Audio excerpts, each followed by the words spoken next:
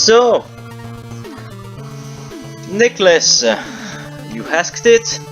Here it is. It's the playthrough of Forlorn Halls. It's not gonna be a blind one, like I wrote to you. I did already play through the level, so let's get to it.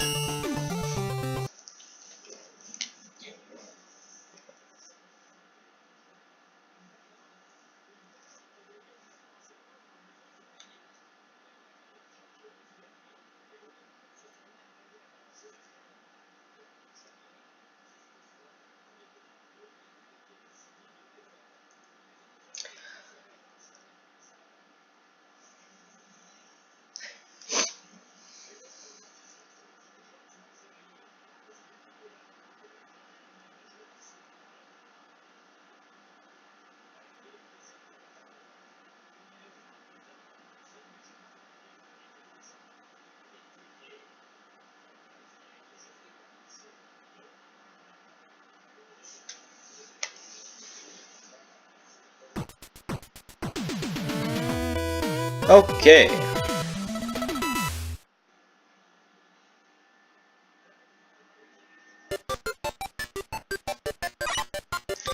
So, before I start, I'm gonna warn you, I'm gonna try to be the most objective possible during my playthrough, but I must say that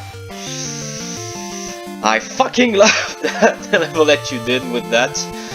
The idea is just brilliant, and the execution is perfect. But okay, so I'm gonna go. Let's go. So little tests. We do have a charge, and we do have a slide. So woohoo! As you see, we have Sheepman's theme playing in the back.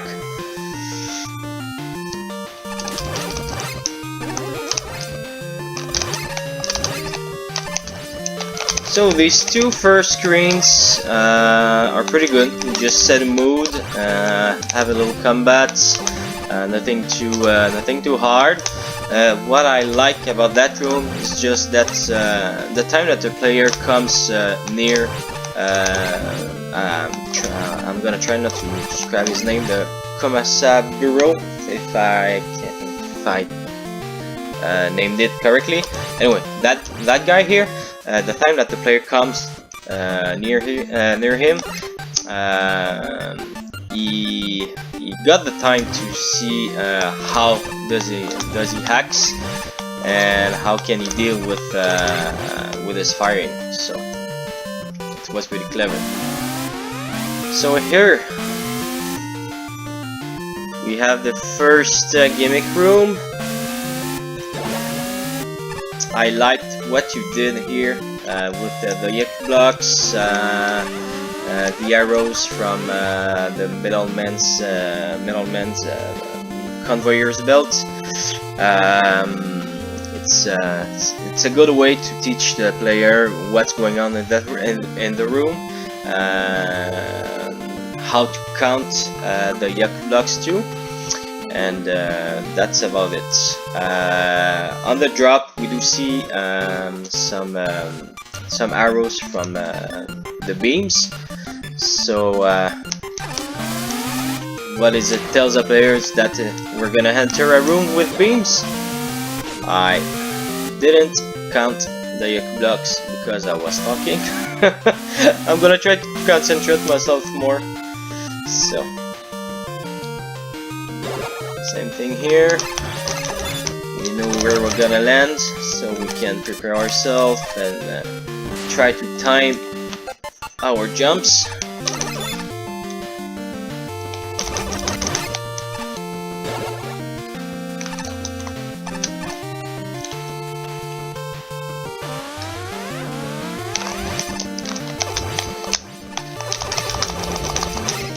Fine. So that's what I was talking about before, about the beams that you put on the drops. We got the same thing here. So I'm gonna make a comment about those arrows later on, but just to set the thoughts that I'm gonna explain later.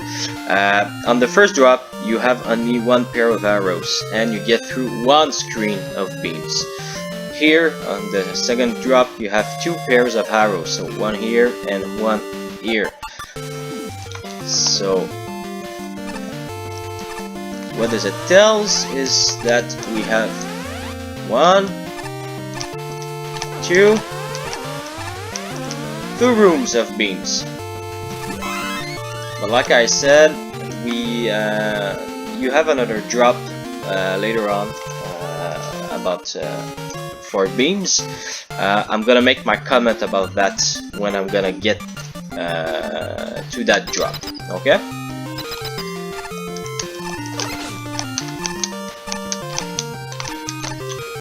Come on. Okay. So here we have a little mini boss. It's not a hard enemy, but it's not that bad. So here, we get a crash bomb. So I forgot to talk about the checkpoint that you put. It's not too far in the level, and since it's not insta-kill beam that you put, I don't mind. And I think it's around 10 screens away from the start, but it's not that bad. Okay, the transition here, it's not that bad. So we're getting outside. Oh, come on. I hate the fact that the needles just kill and just remove the crash bombs on these enemies.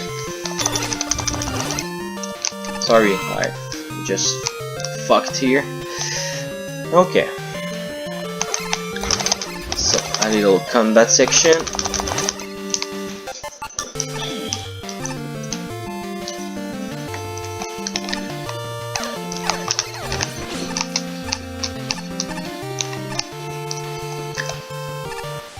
I find these 4 screens of combat and platforming,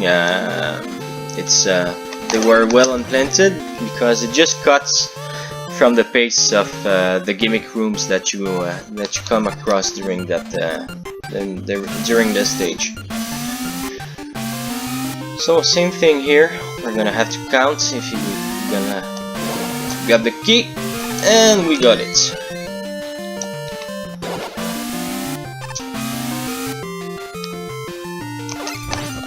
So, mini boss, I'm gonna be cheap and I'm gonna kill with a single shot of crash bomb. But I I liked what you did here with the springs and the enemies. So.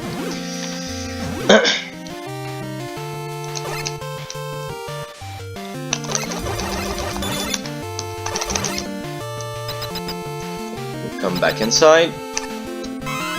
Checkpoint. And again, it's not too far. So come back to the gimmick section. Up.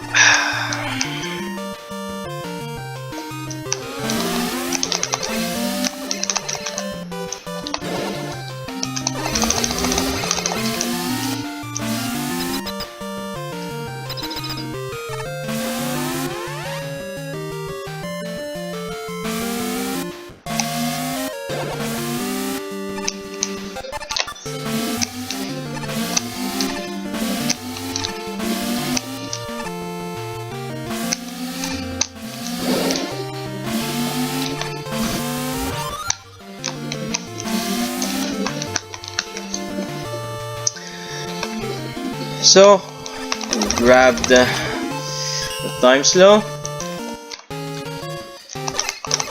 It's just it's a good thing that you have that weapon during the stage, but you can easily get through the stage without that. and that's what I'm gonna do. Okay, so I come across the drop that I was talking before about the beams. Okay, so I'm gonna just recapitulate what I was saying before. On the first drop, you have you have one pair of beams, just to warn the player that you're gonna come across a room of beams. So you cross one room. On the second drop, you have two pairs of beams, and you get across two rooms of beams. Here you have only one pair of beams. So on my second playthrough of your level, because this is the third one, I had the idea that it will have been a good thing to have three pairs, to put three pairs of beams on the drop. So you're gonna, so the player is warned that he's gonna come across three rooms of beams. Why I had this thought is just because it will have follow the logic of the first two sections of beams rooms. So you drop on the first one, you have only a pair of beams, you come across one room. On the second drop, you have two pair of beams, you come across two rooms.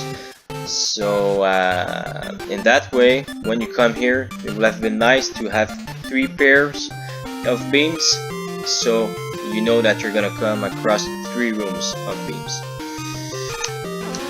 So that being said, I'm gonna go across the three rooms. 1, 2, and 3.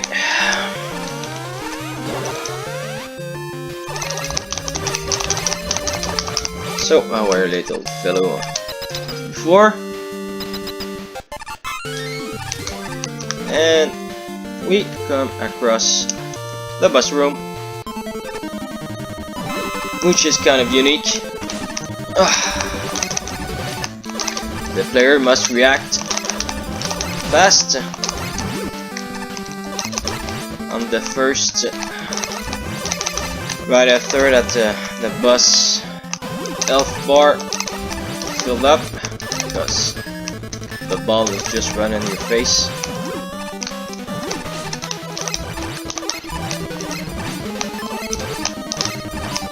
Oh, come on.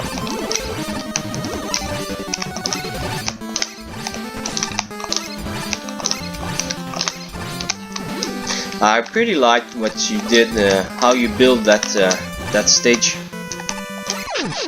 Sorry, that bus room. It's more about dodging and fighting oriented, but it was pretty fun. So overall, like you saw during the playthrough, I really liked what you did with that stage. Even being objective, it's just a kick-ass stage. It's not too long. It's not too short. I think that the length is perfect. The pace is pretty good. There's a good balance between combat and platforming. It's a more oriented platforming gimmick stage. You had an idea in mind, and I think that you delivered well what you had in your head.